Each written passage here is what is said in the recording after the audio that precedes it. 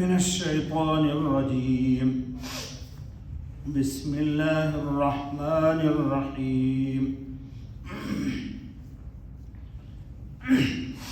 فيها كتب قيمة صدق اللہ العظیم۔ دوستو، یہ سورہ البینہ کی آیت نمبر 3 پڑھی گئی۔ کل آپ کے سامنے آیت آئی تھی رسول من اللہ یتلو صحفا مطہرہ۔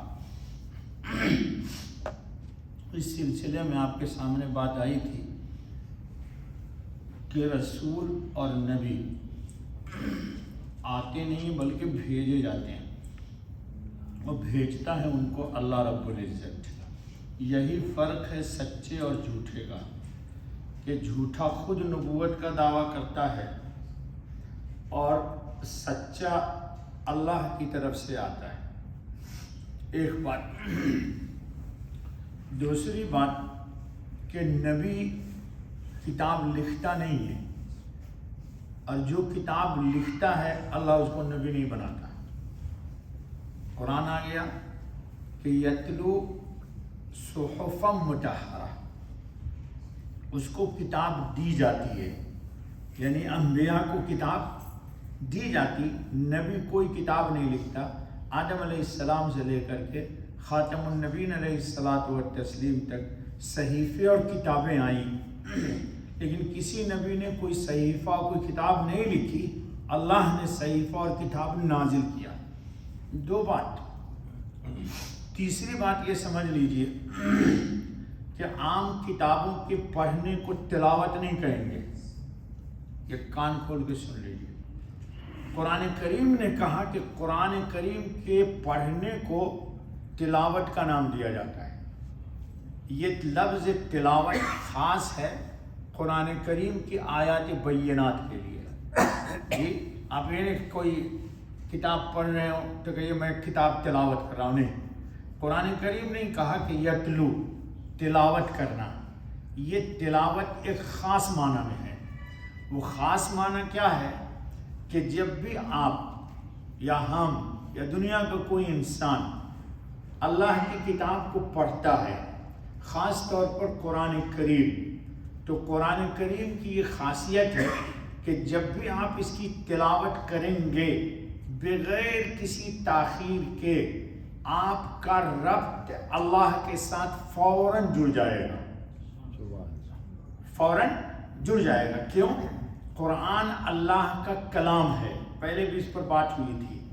دوسری کتابیں وہ کتاب ہیں، وہ لکھی گئی تھی، اس لیے تورات میں رد و بدل ہو گیا، انجیل میں لوگوں نے ہیر پھیر کر دیا، زبور کو لوگوں نے الٹ پلٹ کر دیا اپنی مرضی کے مطابق ان کے علماء نے۔ لیکن قرآن کریم اللہ کا کلام ہے، کلام میں کسی کی کوئی تبدیلی نہیں پیدا کر سکتا، کیونکہ کلام صاحب کلام سے جڑا رہتا ہے۔ آپ انسان ہیں، ہم انسان ہیں، ہم بولتے ہیں تو ہمارے بولنے میں آپ کوئی اپنی ملاوٹ نہیں کر سکتے ہیں۔ ہاں، یہی بات میں لکھ دوں جو میں بول رہا ہوں تو اس میں آپ ہیر پھیر کر سکتے، لیکن کیوں کر سکتے کہ میری بات میں ہیر پھیر کرتے وقت کتابوں میں مجھے قطعاً کوئی علم نہیں ہوگا کہ آپ نے ہیر پھیر کر دیا۔ لیکن قرآن اللہ کا کلام ہے، جب سے اللہ نے کلام کیا ہے قرآن کریم کا، اور قیامت تک یہ کلام اللہ کا اللہ کی ذات سے جڑا ہوا ہے، اللہ کی ذات سے ملا ہوا ہے، اللہ کی ذات سے مربوط ہے، اللہ کی ذات سے اس کو ایک اتصال حاصل ہے۔ اس لیے اللہ کے کلام میں کبھی کوئی تبدیلی نہیں ہوگی۔ اسی لیے قرآن کریم نے قرآن کے لیے کہا اِنَّا نَحْنُ نَزَّلْنَا الذِّكْرَ وَإِنَّا لَهُ لَحَافِظُونَ۔ قرآن کو ہم نے نازل کیا ہے، اور قرآن کی حفاظت کی ذمہ داری آپ کی نہیں ہے۔ قرآن کے حفاظت کی ذمہ داری اللہ رب العزت نے خود اپنے ذمے لی ہے۔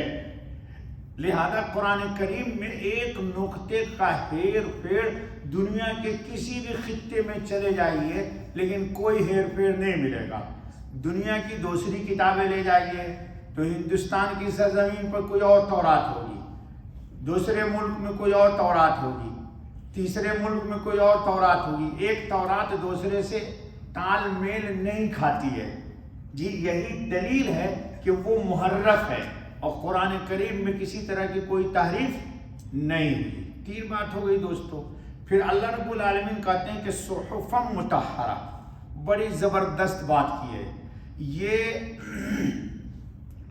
جو صحیفہ ہے یا پاک کلام ہے، یہ مطہرہ ہے، خود بھی پاک ہے، اور پڑھنے والے کو، ایمان لانے والے کو، عمل کرنے والے کو طہارت قلب عطا کرتی ہے، قرآن پاک کر دیتے۔ اسی لیے ہمارے حضرت خاتم النبی محمد رسول اللہ صلی اللہ علیہ وسلم نے فرمایا کہ اگر کسی کا دل سخت ہو، وہ پسیجتا ہی نہیں ہے، کسی کے لیے اس کے ہمدردی کا کوئی جذبہ ہی نہیں پیدا ہوتا، وہ سنگ دل انسان ہے، پتھر ہے ایک دم، تو نبی اکرم صلی اللہ علیہ وسلم نے فرمایا اس کو 2 کام کرنا چاہیے۔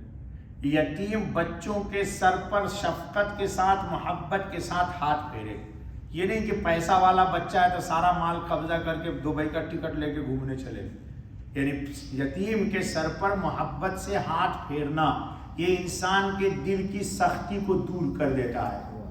ایک دوسرے قرآن کریم کی تلاوت کرے، قرآن کریم کو تلاوت کریے۔ دیکھیے آگے نا دلیل، صحفا مطہرہ، یہ گناہ کو دھل دیتا ہے۔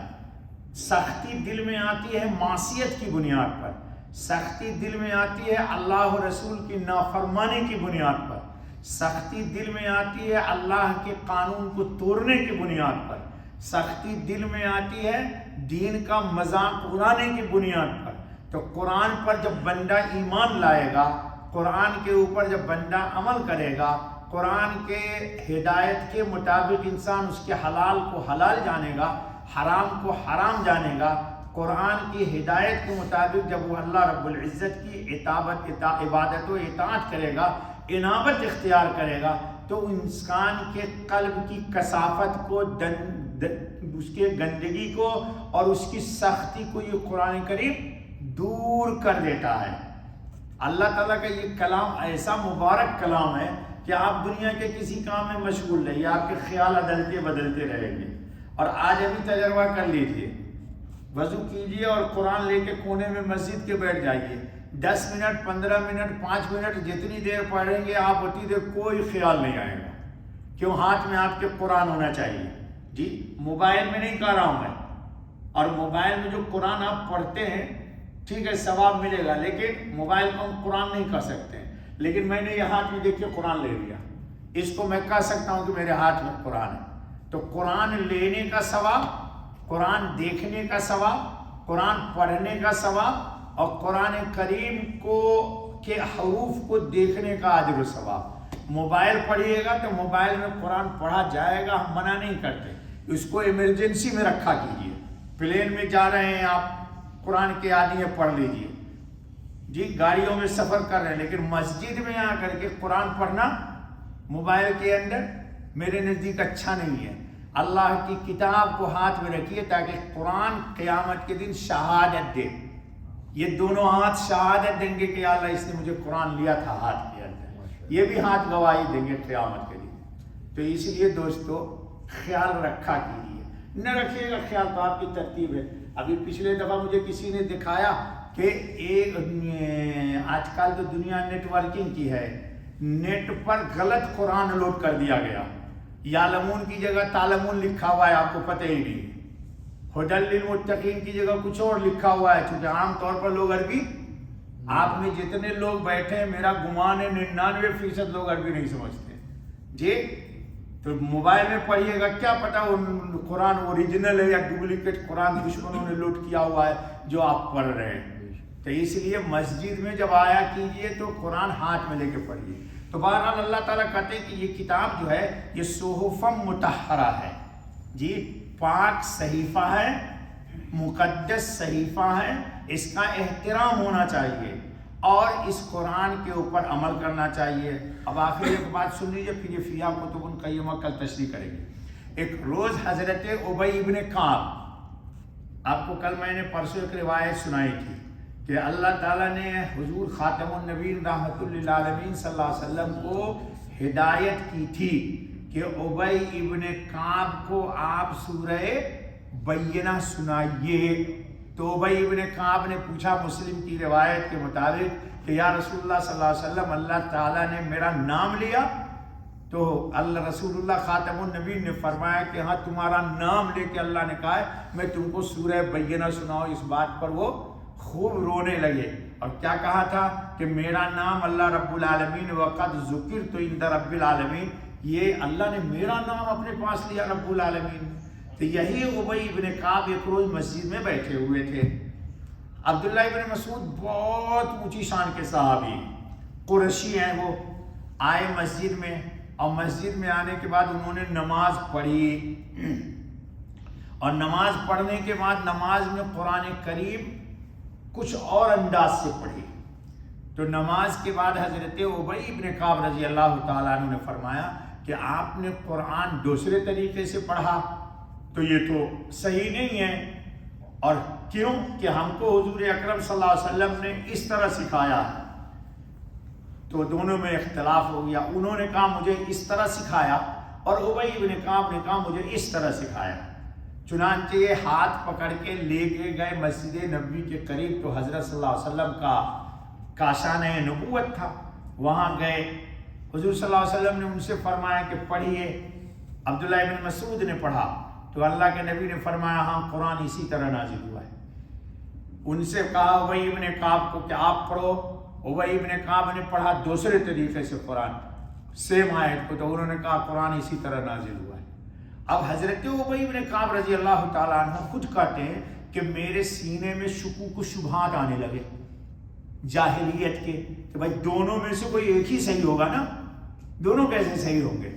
اس شک و شبہ کو حضرت خاتم النبیین علیہ الصلاۃ والتسلیم نے محسوس کر لیا کیونکہ آپ نبی کے سامنے بیٹھے ہوئے. تو نبی کے سامنے شیطان کیسے بچے گا؟ جی نبی اکرم صلی اللہ علیہ وسلم نے دیکھا، محسوس کر لیا.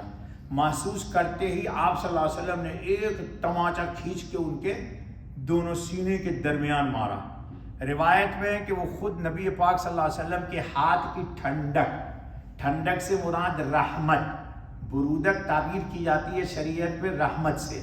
جب مارا آپ صلی اللہ علیہ وسلم نے ابی ابن کعب کے سینے پر تو شیطان جو شک و شبہ ڈالے ہوا تھا ان کے سینے میں وہ پسینے کی شکل میں نکل گیا. پسینے کی شکل میں شک و شبہ نکل گیا. پھر حضور صلی اللہ علیہ وسلم نے بتایا کہ قرآن ایک لغت میں نازل ہوئی تھی. تو میں نے اللہ تعالیٰ سے وسعت طلب کی کہ میری امت سب تو عربی لہجہ نہیں جانیں گے. یہ جتنے لوگ ہمارے سامنے بیٹھے ہیں، ایک لفظ ہے ذا، ہے ذال، ذات، اور تو کے بعد آتا ہے ذو. یہ چار حروف قریب المخرج ہے. آپ میں سے 99% لوگ اس کو نہیں نکال سکتے، الا یہ کہ آپ بچپن میں کسی مولانا صاحب سے ڈنڈا کھا کر کے آپ نے اس کو تجوید کو سیکھا ہوگا. ہاں میں سنتا رہتا ہوں نا بیٹھ کے. آپ سب ان چاروں حروف کو ایک ہی حرف میں ادا کرتے ہو، تو کیا آپ کی نماز قبول نہیں ہوگی؟ بتائیے. یقیناً قبول ہوگی.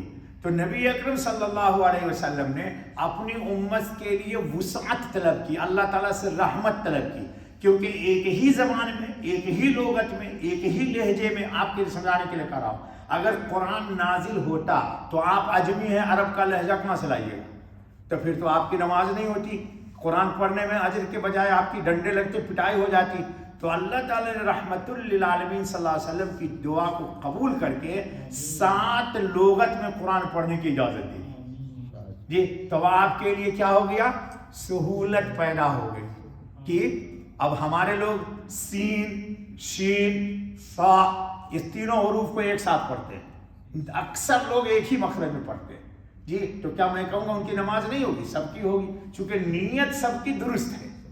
نیت سب کی درست ہے. جی ہمارے ہم سنتے رہتے ہیں، آتا ہے بندہ نماز پڑھاتا ہے. آج بھی نماز پڑھا رہا تھا. انا انزلناہ فی لیلۃ القدر. لیلۃ القدر ہے کہ قدر ہے؟ قاف ہے. قدر کا ترجمہ جی قدر کرنا، اور قدر کا ترجمہ ہے گنڈا. اب بتاؤ نماز پڑھا رہا ہے، میں آج سنا تھا انا انزلناہ فی لیلۃ القدر. کبھی کبھی تو میں ڈانٹ دیتا ہوں، غصے میں ہوتا ہے، تم کو کسی نے کہا تھا نماز پڑھانے کے لیے؟ چونکہ یہاں ہر شخص آپ بروکر میں امام ہے جی، آپ کو کسی امام کی ضرورت، ہر آدمی آتا ہے امامت کرتا ہے، ہر آدمی کو شوق ہے، بلکہ میں دیکھتا ہوں کچھ لوگوں کو جان بوجھ کے شوق ہے کہ نماز کے بعد آئیں گے تاکہ ان کو نماز پڑھانے کے لیے لوگ پڑھا دیں جی۔ تو اب انا انزلناہ فی لیلۃ القدر پڑھ دیتا ہے، اب ہم کیا کہیں، وہ پوری زندگی اسی طرح پڑھتا ہے وہ، تو میں تھوڑی نہ کہوں گا کہ اللہ تعالیٰ اس کی نماز قبول نہیں، کہا اس کو چاہیے کہ حروف کو صحیح مخرج کے ساتھ ادا کرے، اور اگر امامت کرنے کی لیاقت ہے تو امامت کرے، نہیں لیاقت ہے تو کیا ضرورت ہے، شوق ہے، یہاں تو ہر شخص کو شوق ہے کہ میں امام بن جاؤں جی۔ ہم دیکھتے ہیں نا مسجد میں جو بھی آتا ہے ماشاءاللہ، میں نے پہلے ایک جملہ استعمال کیا، بروکر میں امام ہے، بروکر بولتے ہول سیل میں امام ملے گا آپ کو اس مسجد کے اندر جی۔ تو اللہ رب العالمین نے رحمت کیا، تو حضور نے کتنی لغت میں مانگا اجازت، 7 لغت میں اجازت مل گئی، تو گویا کہ حضور اکرم صلی اللہ علیہ وسلم کی یہ بھی ایک رحمت ہے کہ امت پر اللہ تعالیٰ نے فضل کر دیا۔ بس کرو بابا، بقیہ کل انشاءاللہ، سبحان اللہ۔